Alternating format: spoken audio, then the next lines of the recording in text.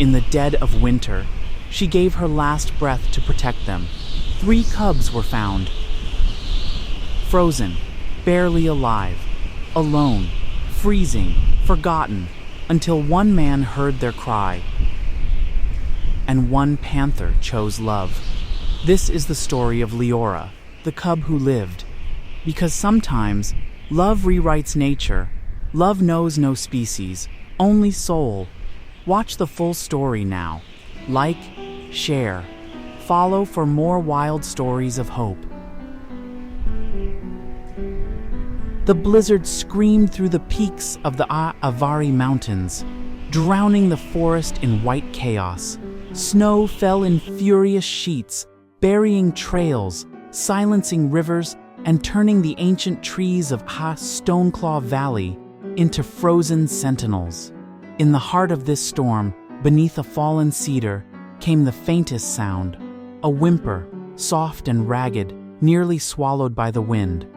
Hidden in a hollow carved by nature's fury lay the 3 newborn jaguar cubs. Their fur crusted with ice, their tiny bodies huddled for warmth.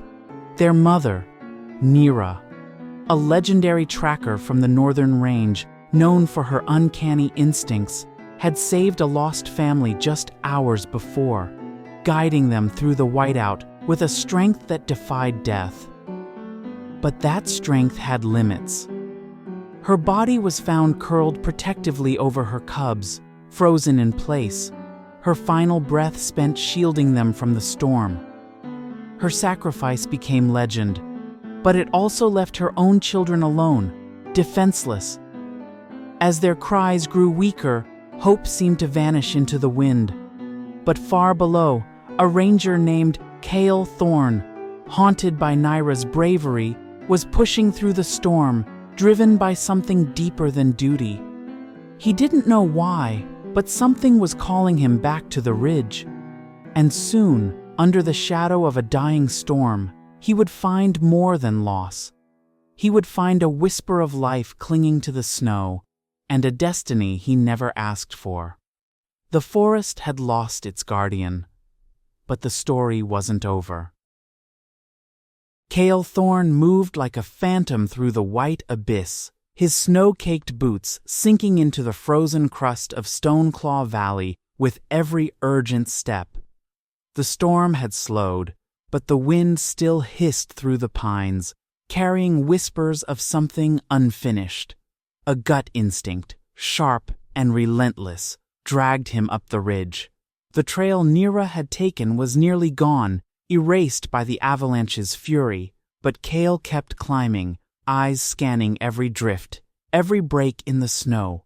Then he froze. A delicate line of paw prints, nearly invisible, led toward a fallen cedar, half buried beneath ice and debris. He dropped to his knees, heart pounding. There, inside a shallow den carved by Nyra's final act, were 3 jaguar cubs, barely clinging to life. Their tiny bodies trembled violently, coated in ice, their fur matted with frost and blood. One, the smallest, lay still, her breath faint and fading.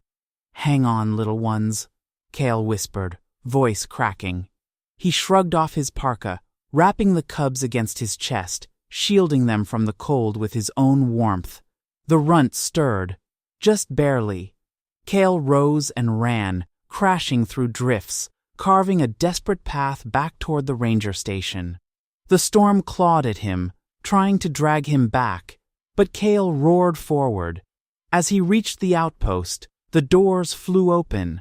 Dr. Wren Allister, the sanctuary's head vet, met him with a heated blanket in one hand and fire in her eyes. "We've got one chance," she said. And in that moment, a new chapter of survival began. The storm had passed, but the fight for life had only just begun. Inside the infirmary at Hollowroot Sanctuary, the 3 rescued cubs lay nestled in thermal wraps beneath heat lamps. 2 had responded quickly, their cries growing stronger with each passing hour, but the smallest, the runt, remained perilously still. Her chest rose in shallow, fragile breaths, her body refusing to warm. Dr. Wren Allister watched helplessly, her fingers curled tightly around a syringe of glucose. She had seen many creatures on the brink, but this one tugged at her soul. "She needs more than medicine," she whispered to herself. "She needs a heartbeat." That's when her eyes turned to Selene. Selene was a black panther, older now, rescued as a cub, and raised within the sanctuary's deep forest enclosures. She was powerful, solitary, but strangely gentle. Wren had always known there was something maternal beneath that sleek frame, a silent empathy in her golden eyes. Still, the idea was madness. Introducing fragile newborns to a full-grown panther? It had never been done, but instinct, like it had guided Nyra, was whispering louder than logic. That evening, Wren entered Selene's den, her arms cradling the barely breathing runt. "She's not yours," Wren said softly, "but she needs you." Selene stirred from her rest, ears twitching. Her eyes locked onto the tiny bundle. No aggression, just silence, curiosity. Wren placed the cub gently on the ground. Selene stepped forward, and then, with a low, guttural purr, she curled her body around the cub, claiming her as her own. Despite Selene's unexpected acceptance, the runt, now named Liora, continued to teeter on the edge of life. Her breath remained shallow, her limbs frail, her will fading with each cold night. The other cubs, now comforted by Selene's warmth, began to nurse and regain strength. But Liora, she barely moved. Dr. Wren Allister watched with growing worry. She had seen miracles, but she had also seen heartbreak. And this one hurt deeper than most. One quiet evening, under the soft glow of lanterns strung through the sanctuary's pines, Wren made a choice. She gently lifted Liora from the incubator and carried her into Selene's private den. The moon filtered through the leaves above, silver and silent. The other cubs slept curled beside Selene's side, but the panther stirred as Wren approached. Without a word, she lay Liora directly against Selene's chest. At first, nothing happened. Then Selene lowered her massive head, her warm breath brushing over Liora's fragile form. She let out a deep, rhythmic purr, a vibration ancient and maternal. Her paw moved slowly, pulling the cub closer, tucking her beneath the arc of her body like a heartbeat wrapped in shadows. And Liora responded. Her tiny paw twitched. A faint squeak escaped her lips. She shifted, just slightly, nestling deeper into the panther's fur. Wren gasped. It wasn't medicine that saved her. It was love. Ancient, wild, and instinctive. And in that sacred moment, under the moon's gaze, the runt, who shouldn't have survived, began to live. Spring unfurled over Hollowroot Sanctuary like a long-held breath. Snowmelt fed the mossy streams, birds returned to the treetops, and life stirred in every forgotten corner of the forest. Inside the sanctuary, the once frail panther cubs had blossomed, sleek, wild, and strong. The two eldest, Vega and Onyx, grew into agile, independent juveniles, their emerald eyes bright with mischief and curiosity. But it was Liora, the runt once tethered to the edge of death, who moved with a quiet strength that mesmerized everyone who watched her. Wherever she went, Selene was never far behind. The bond between them had deepened into something sacred. They napped together beneath the cypress canopy, chased sunlight through the underbrush, and shared unspoken moments of peace that drew staff and visitors alike into reverent silence. Selene had not simply mothered Liora, she had shaped her. The cub who once clung to life now glided like shadow through the trees, a mirror of her adoptive guardian. As Vega and Onyx were eventually rewilded into protected reserves, their paths marked by trackers and silent prayers, Liora remained. She had become the soul of Hollowroot, a living symbol of resilience, of family forged not by blood, but by instinct and grace. The sanctuary thrived in their presence. Word spread of the Panther, who loved like a mother, and the cub who lived because of it. And every sunset, as Selene and Liora curled together beneath the stars, it was clear. They hadn't just survived. They had rewritten what it meant to belong.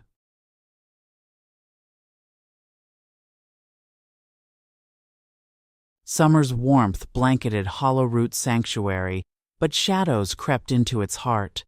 Selene, the guardian panther who had raised the orphaned cubs, grew weak. Her movements slowed, appetite faded, and her once bright eyes dulled with fatigue. The diagnosis was grim, an aggressive infection. She was moved into isolation for urgent care, leaving Liora, her once fragile foster cub, restless and distraught.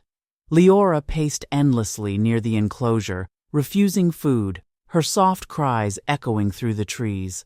Dr. Wren Allister worked tirelessly, refusing to give up on the panther, who had defied every boundary of instinct. Days passed in tense silence. Then, one morning, Selene stood, shaky but alive. Cleared for brief contact, she returned to her old den. Liora raced to her, body trembling with relief. Selene lowered her head, touching noses with her daughter. No sound, just a reunion etched in stillness. It wasn't just survival. It was love rediscovered, wild and eternal. The sanctuary wept with joy. Seasons flowed like rivers through Hollowroot Sanctuary, and the wild cubs once rescued from snow and sorrow became legends of their own. 2 were released into protected highland ranges, swift, silent, and forever bonded to the wilderness. But Liora, the runt, stayed. Her bond with Selene, her surrogate mother, was unbreakable. Years passed beneath the canopy of Stoneclaw Valley, mornings spent in play, nights curled in the same den where their story began. Visitors came from far and wide, whispering tales of the Black Panther who adopted the orphaned cub. Time, however, does not wait, not even for miracles. One autumn morning, Selene was found beneath the cedar where Nyra once lay, her body still and peaceful. Liora mourned silently, watching the world dim without her mother's presence. A bronze statue was raised in the sanctuary grove, Selene mid-stride, Liora beside her. Etched in stone were the words, "Love knows no species, only soul." Their legacy would never fade. In the heart of the wild, where instinct reigns and survival is law, a Black Panther named Selene chose love over solitude, and in doing so, taught us something timeless. Her bond with Liora, the orphaned runt she raised as her own, reminds us that compassion knows no bounds, not of species, language, or blood. It whispers a truth we often forget, that the strongest connections are born not from similarity, but from empathy. Sometimes the greatest acts of courage come not from claws or strength, but from choosing to care when no one expects it. This story isn't just about survival, it's about healing, legacy, and the silent, sacred power of love. So if this story touched your heart the way it touched mine, don't let it fade. Like this video, share it with someone who believes in the wild beauty of second chances, and subscribe for more stories that prove love still leads the way.